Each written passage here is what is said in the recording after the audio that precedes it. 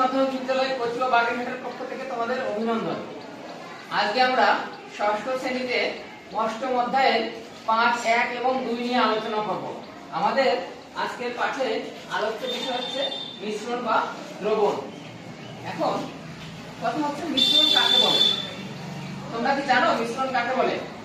মিশ্রণ হচ্ছে দুই বা ততোধিক পদার্থের সংমিশ্রণকে আমরা সাধারণত মিশ্রণ বলবো। দুই বা ততোধিক পদার্থের সংমিশ্রণকে আমরা মিশ্রণ বলবো।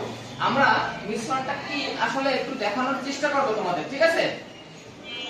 সুপ্রিয় শিক্ষার্থী, তোমরা এখানে বিভিন্ন ধরনের উপাদান বা উপকরণ বা পদার্থ যেটাই বলো দেখতে পাচ্ছ। এখানে আমাদের রয়েছে চানাচুর, লবণ, মুড়ি, পানি, গ্লাস, আর কি দেখতে পাচ্ছ?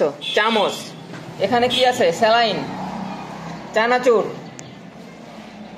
মরিচ, তেল, আর রয়েছে কি পর্যাপ্ত পরিমাণ মুড়ি।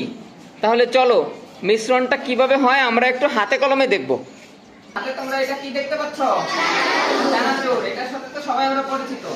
আচ্ছা, কিছু অংশ চানাচুর আমরা এই বাটিতে নিয়ে নিলাম, দেখা যাচ্ছে? কিছু অংশ চানাচুর আমরা এই বাটিতে নিয়ে নিলাম, ঠিক আছে? এবার আমরা কি করব? চানাচুরের সাথে কিছু মুড়ি নিয়ে নেব। চানাচুরের সাথে আমরা কিছু মুড়ি নিয়ে নিলাম, ঠিক আছে? তার সাথে আমরা কিছু পেঁয়াজ নিতে পারি, মরিচ নিতে পারি। আচ্ছা, নিয়ে নিলাম কিছু। তাহলে এখানে কয়টি পদার্থ হলো তোমরা বলো?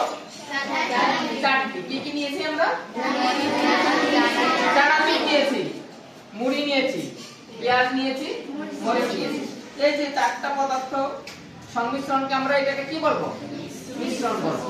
তাহলে নিশ্চয়ই মিশ্রণটা বুঝতে তোমাদের খুব সহজ হয়েছে।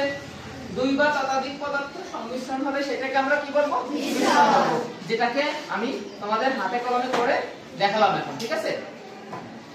আমরা কয় ভাগে ভাগ করতে পারছি? দুই ভাগে। কি কি? একটা হচ্ছে সমসত্ব, আরেকটা হচ্ছে অসমসত্ব মিশ্রণ, ঠিক আছে? ভাগ করছি